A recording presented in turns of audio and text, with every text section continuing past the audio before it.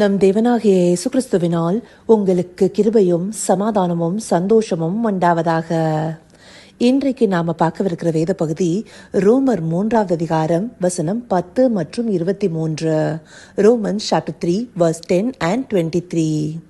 முதலாவது 10வது வசனத்துல, அந்தப்படியே நீதிமான் ஒருவனாகிலும் இல்லை. அடுத்தபடியா 23வது வசனத்துல, எல்லாரும் பாவம் செய்து தேவ மகிமையற்றவர்களாகி. இந்த பகுதியில பவுலடியார் என்ன சொல்ல வர்றார்னா, தேவனை அறிந்த யூதர்களாகட்டும் இல்ல தேவனை அறியாத புறஜாதியாராகட்டும், இவங்கள யாருமே நீதிமான் இல்ல. அப்படியாக எல்லாரும் பாவம் செய்து தேவ மகிமற்றவர்களாக போனாங்க. அந்தபடியா எல்லாரும் பாவத்துல விழுந்த போது ஆண்டவர் தன்னுடைய நியாய தீர்ப்பை வெளிப்படுத்திருக்கலாம். தேவனுடைய கோபாக்கினை மக்கள் மேல வந்திருக்கலாம். அந்தபடியா தேவன் செய்வதற்கு அவருக்கு எல்லா அதிகாரமும் உண்டு. அவரே ஏக சக்கராதிபதியா இருக்கிறாரு. அப்படியா இருக்கும்போது தேவன் நீடிய பொறுமையுள்ளவரா மனுக்குலத்தை ரட்சிக்கிறதுக்கு தேவ நீதிய மனிதர்களிடத்துல உண்டு பண்ணுகிறாரு. அந்த தேவ நீதி எப்படி வருவது? விசுவாசத்தின் மூலமாக. நாம இத வசனங்கள்லாம் ஏற்கனவே பார்த்திருக்கிறோம். இந்த விசுவாசத்தை குறித்து கொலோசையர் 2வது அதிகாரம் 12வது வசனம் ஒரு அழகான விளக்கத்தை கொடுக்குது.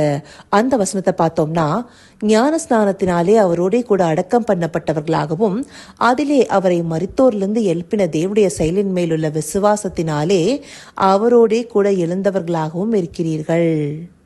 இங்க விசுவாசம் எதின் மேல இருக்குன்னு சொல்றாரு? தேவனுடைய செயலின் மேலுள்ள விசுவாசம். தேவனுடைய செயலை நாம எப்படி அறிந்து கொண்டோம்? சுவிசேஷத்தின் மூலமாகவே.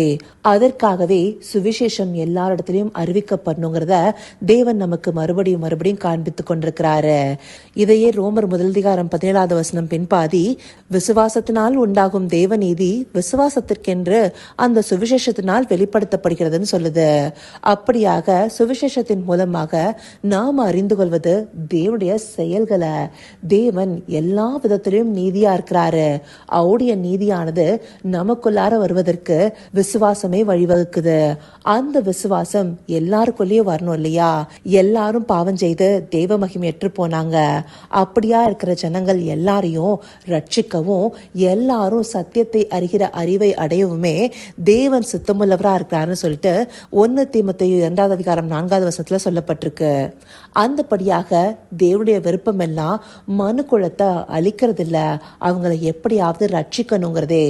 இந்தபடியான ரட்சிப்பை உண்டு பண்ணுவதற்கு தேவன் எல்லாவற்றையும் திட்டம் பண்ணி தன்னுடைய ஒரே பேரான குமாரனை தந்தர்னது முதலாக அவரை பற்றின சுவிசேஷ நற்செய்திய அப்போஸ்தலர் மூலமாக இந்த உலகமெங்கிலும் கொண்டு போனாரு. இந்த சுவிசேஷம் எப்படியா இருக்குங்கிறத 2 கொரிந்தியர் 4வது அதிகாரம் 4வது வசனம் துவக்க பகுதி நமக்கு சொல்லுது. தேவனுடைய சாயலாயிருக்கிற கிறிஸ்துவின் மகிமையான சுவிசேஷத்தின் ஒளி. அப்படியாக தேவனுடைய சாயலையே வெளிப்படுத்துவதே கிறிஸ்துவின் சுவிசேஷமாக இருக்கு.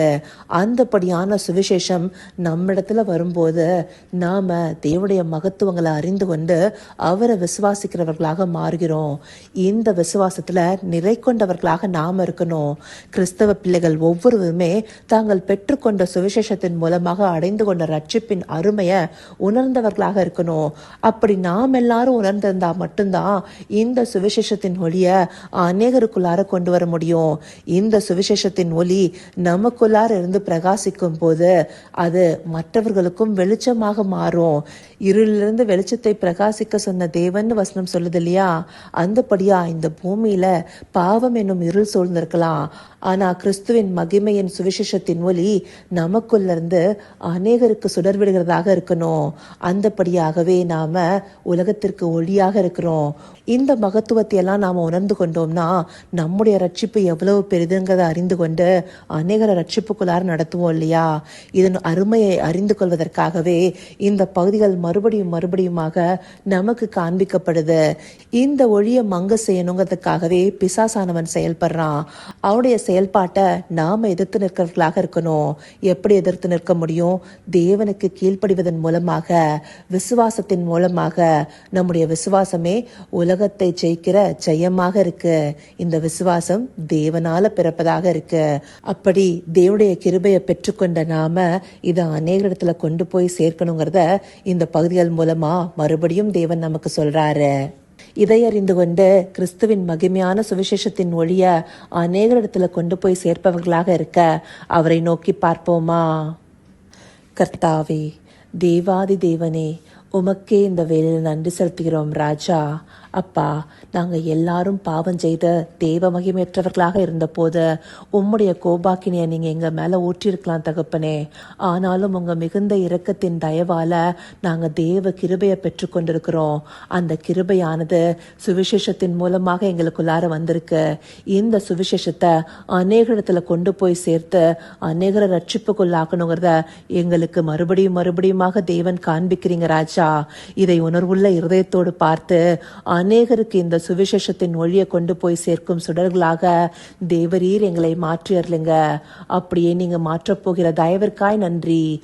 சகலவித துதி, மகிமை, கனம் யாவும் ஒருவருக்கே செலுத்துகிறோம். இயேசு கிறிஸ்துவின் மூலமாய் வேண்டிக் கொள்கிறேன் பிதாவே. ஆமேன், ஆமேன்.